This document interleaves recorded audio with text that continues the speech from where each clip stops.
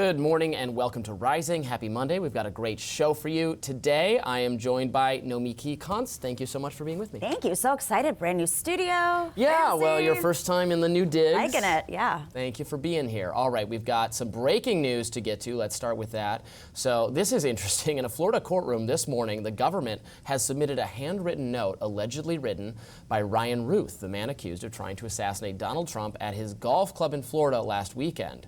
The letter was addressed to the world and stated, quote, "This was an assassination attempt on Donald Trump, but I failed you. I tried my best and gave it all the gumption I could muster.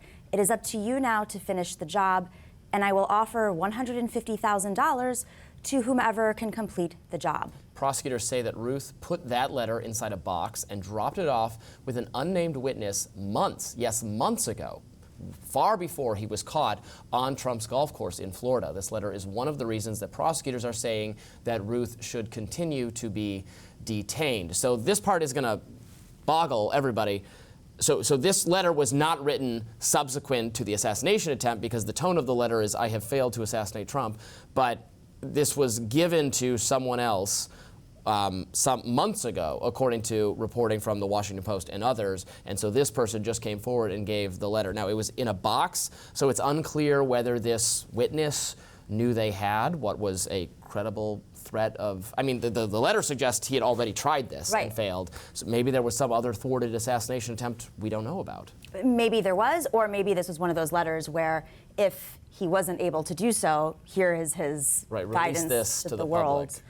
In some weird form. I mean, it's concerning. It shows intent, it shows motivation, it shows planning. I mean, all of the things that the feds need to prosecute him completely to the law, because there were some, questions about, is he going to be able to be fully prosecuted if it was thwarted? But now that there's intent, that opens up a whole new case. This is someone, obviously, trying to assassinate the president or anyone else is a crazy thing, evinces some kind of mental illness, although he does have a more, compared to, for instance, the guy who tried to kill Reagan because he loved Jodie Foster or whatever, or the guy who actually succeeded in wounding Trump in the ear in Butler, Pennsylvania. That shooter, seemingly more just crazy, had Googled other targets. Where's Joe Biden? Who can I, to do something, I don't know, shocking and for attention, whereas this person seems to have a clearly motivated political agenda,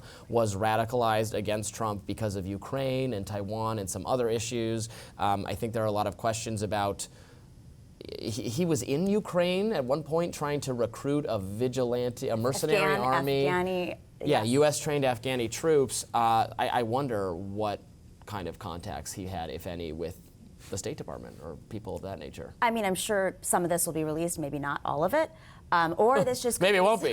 So one of those rogue actors. Because remember when things started to escalate, there are plenty of American individuals who've gone overseas to fight individually, and the U.S. does not condone that. Yeah. It's easy to get radicalized, unfortunately, in our country in this day and age, and versions of radicalization can be from going down a strange conspiracy rabbit hole to having political beliefs that are very intense and wanting to take action. And, it's those few who do it, of course, in the scope of society, with all the radicalization, with all the brainwashing happening online.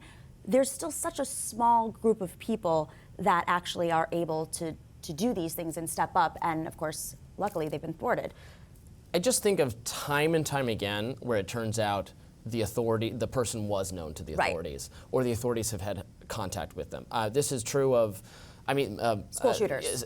School shooters, civil liberties organizations like the ACLU often make a lot, call attention to the fact that, accused Muslim terrorists were, in chat rooms with the FBI or whatever for long durations of time, where the FBI, entraps them and convinces them to say they're going to buy weapons, and then they come in and arrest them.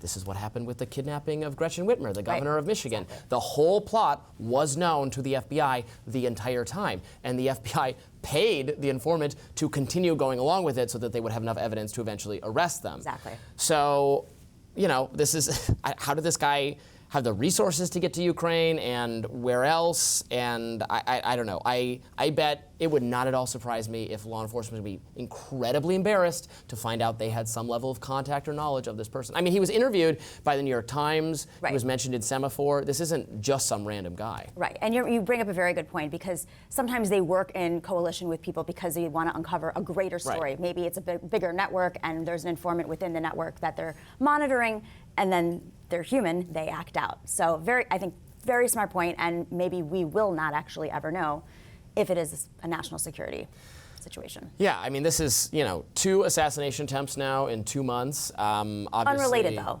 Yeah, totally unrelated, but I mean, related to the fact that Donald Trump is, I don't know, someone that some people want to assassinate, who has a level of Secret Service protection that does not seem adequate to his Well, they've station. increased it since, because of this escalation. Thank goodness, Yeah. finally. I would have thought the time to do that was after the first one, where they actually hit him in the ear. They killed someone behind him and then we're listening to the sheriff after the golf course shooting say, well, yeah, he has security, but not as much as Biden because he's not the president. I'm like, well, maybe he should have as much security as I don't know. I'm no one, but it seems like if they successfully shot at him, maybe you up his security. Well, they have upped it. Now Congress has upped it. Now they've but upped it. This also is important because political violence is on the rise around the world. Former prime minister was killed in Japan. You've had multiple female heads of state step down because they were getting so many threats and online hate that it became a safety concern for them. I mean, it really is impacting our democracy. So it doesn't stop at the presidency, but think about congressional members. How many congressional members on both sides are targets of harassment? Yet their budgets are very limited, especially if they're in the minority or if they're not, junior members of Congress. And so they take money out of their limited budget, which is supposed to go to staff and to research and to constituent services, and they are now having to use it for security. We have to increase the security at all levels. And one more note to that FBI report, the report about the Secret Service, is they are outsourcing essentially in coordination with local authorities. And, that may not be the perfect solution. If you're relying on local authorities around the country to help you protect the president or a presidential candidate, there might be some, weaknesses in that system. Well, my immediate question after the knowledge of this letter comes to light is, what did this witness know? Did he have any reason to check if this? Obviously, Ryan Routh trusted him enough to give him this box, so probably they knew each other, and maybe this guy knows his friend's a little crazy, and maybe you should have opened this box and read this letter sooner. Did you know what? I mean, you should have immediately called the police. You got a box. I'm just trying to imagine. Yeah. Hi, I'm your friend. Can you hold this box for me? Yeah. Hi, I'm unhinged. Here's a box. Don't open it. Right. It And doesn't then make any out. sense. I would open it. Usually the friends I would come open it out and make sure and there they isn't a human head in there. Well, exactly. Yeah. But usually the friends come out and say something in like, the he was box? always a little off, or he did something like this. But I haven't heard any of that except for this. Usually the Right. news will go forward and try to figure out friends, family, neighbors, whatever, and they'll have comments. Right. But again, we don't know yet. It could very well emerge. We'll find out soon that we're saying well, why didn't he call the police? It could very well emerge that I did call the police. I told them. I told everyone. I made all of these reports, and no action was taken. That happens time and time again with the school shooters, in particular. Everybody spoke up. Everybody said something. Nothing got done. So we'll wait and see if that's the case here. More Rising right after this.